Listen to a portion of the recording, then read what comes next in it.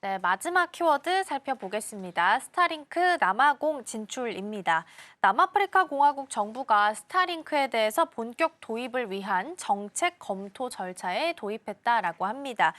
여기서 지금 나오는 단어가 지분 등가안을 허용하는 방안을 검토하고 있다라고 하는데 정확하게 이게 어떤 내용인 건가요? 그러니까 포용적 경제 정책을 좀 유연화하는 게 아닌가라는 생각이 들어요. 그래서 글로벌 자본 유치를 하면서 이제 어쨌든 경쟁적 신호를 좀 있는 게 아닌가라는 생각이 듭니다. 그래서 남아공은 인종차별에 대한 경제적 불균형을 바로잡기 위해서 이제 여러 가지 정책을 운영해 왔는데 자국의 어쨌든 역사적인 글로벌 디지털 주권에 대한 모색을 하면서 신경제에 대한 어떤 정책을 신호를 하는 게 아닌가라는 생각이 들고요. 일론 머스크에 대한 지정학적 리스크가 있는데 이런 것들은 이제 국내 정치에 대한 어떤 방아쇠를 닦는 게 아닌가라는 생각이 듭니다. 머스크는 뭐 여러 가지가 있는데 내가 흑인이 아니라서 뭐 스타링크는 안 된다라는 발언을 했었는데 이 부분에 대해서 어쨌든 차별적 비판을 하고 이는 여러 가지 이제 국내 야권을 반발을 초래했는데 단순한 사업 승인이 아니라 국가 주권이나 글로벌 자본이라는 구조적 갈등을 노출됐는데 이런 것들은 무마가 됐습니다. 그래서 여러 가지 이익을 하면서 이제 승인을 따내고 여러 가지 이권을 좀 받아냈는데 이런 것들을 이해를 했고요. 그다음에 디지털 격차 해소 논리를 와 이제 인종 정의나 프레임이 충돌을 했었는데 접속 권리와 이제 진정한 권리 이양인지 아니 혹은 새로운 국제적 논란이 불거지고 있는데 이런 것들에 대한 이해도 있습니다. 그러면서 이제 도널드 트럼프 대통령과 이제 그 대통령이 워싱턴 회담을 가진 직후에 이슈를 넘어서 많은 이권을 받아내고 있습니다. 그러면서 스타링크는 이제 테슬라의 어떤 부자의 여러 가지 이권을 하면서 여러 가지 막혀가 있었는데 이 부분이 해결이 됐습니다. 그러면서 머스크가 많은 이권을 가져가게 될 것 같은데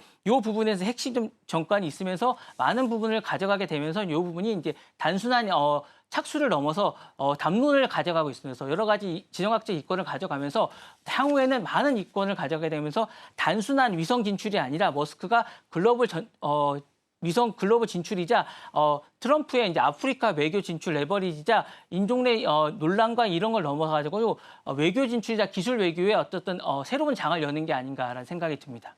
네, 남아공 기준으로 봤을 때는 외국 기업에 대한 지분 대신 투자 선택권을 좀 부여하는 것으로 보이고요. 남아공 또한 또 형평성 대신에 외자 유치를 강조하고 있다라는 부분 살펴보고 있습니다.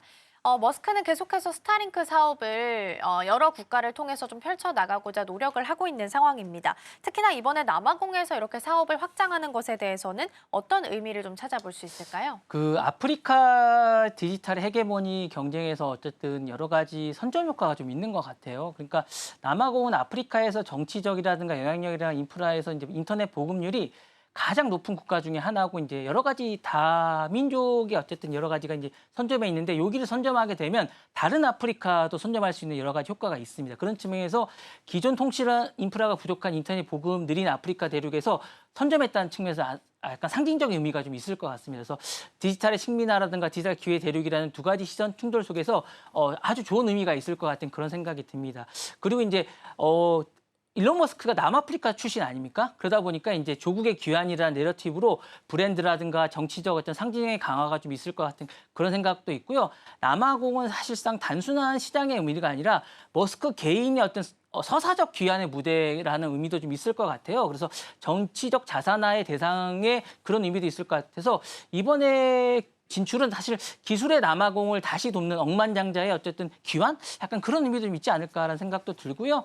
위성의 통신이 어쨌든 데이터 주권이자 금융의 에너지의 어떤 진출로 플랫폼의 전환적 기점이 아닌가라는 생각이 들면서 스타링크는 뭐 사업의 종착지가 아니라 새로운 어쨌든 우주라든가 지상이라든가 금융의 또는 인프라의 어떤 시발점이 아닌가라는 생각이 듭니다. 네.